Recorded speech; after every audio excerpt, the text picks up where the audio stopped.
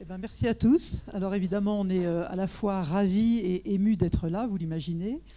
Voilà, on trouve en plus que ce lieu est hyper inspirant parce que évidemment la vue et puis l'histoire du lieu est incroyable. Et moi, je suis élue à la ville de Die, donc on a œuvré avec Emmanuel, qui est technicien au parc, pour justement arriver à enclencher l'extinction nocturne, la modernisation de l'éclairage et tout, parce que c'est évidemment important quand on veut obtenir le label. Et voilà, donc ça s'est fait parce que Die est la ville la plus importante au pied de la réserve naturelle des hauts plateaux du Vercors.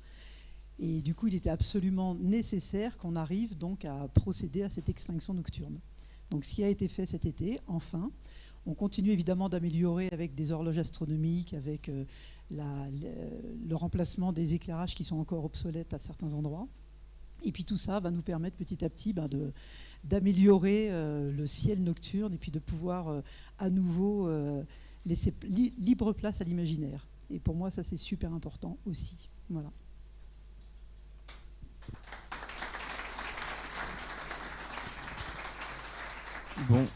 Bonjour à tous. Moi, je vais vous donner quelques détails là, sur notre projet.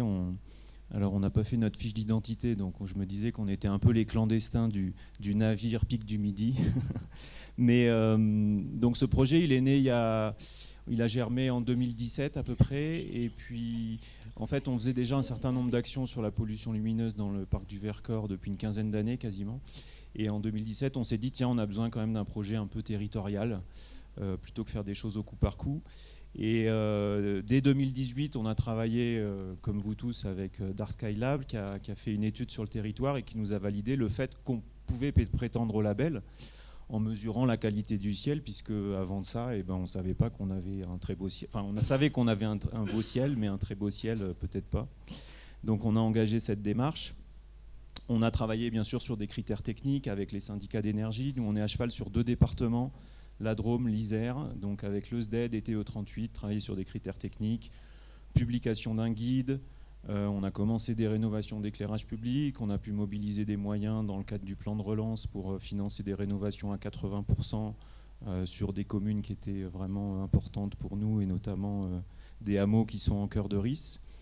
Et alors la carte d'identité du projet, alors par rapport à d'autres territoires, on est un peu plus petit, mais on avait cette idée de commencer petit, et ce qu'on a mis dans le projet, c'est l'idée d'étendre le périmètre de la RIS. Ça, c'est un peu peut-être une nouveauté pour l'IDEA, mais en tout cas, ils l'ont accepté. Donc on commence sur 39 communes, 1600 mètres carrés, 1600 km carrés, je l'ai redit, parce que ça aurait été vraiment petit. 1600 km carrés et environ 15 000 habitants. Et la zone cœur de 150 km² à peu près, donc incluant la réserve naturelle des hauts plateaux du Vercors, qui est un endroit merveilleux où je vous invite tous à venir randonner l'été comme l'hiver. Et puis on a aussi des espaces naturels sensibles et une zone Natura 2000 qui est située dans cette zone cœur. Donc voilà, on a déjà un certain nombre d'actions, des formations des professionnels du tourisme, comme la plupart d'entre vous, des actions de sensibilisation avec les scolaires, etc. Mais aujourd'hui, c'est l'aboutissement, mais c'est en même temps le commencement de quelque chose. Donc on va passer à la vitesse supérieure, trouver des moyens pour faire tout ça, comme vous tous. Et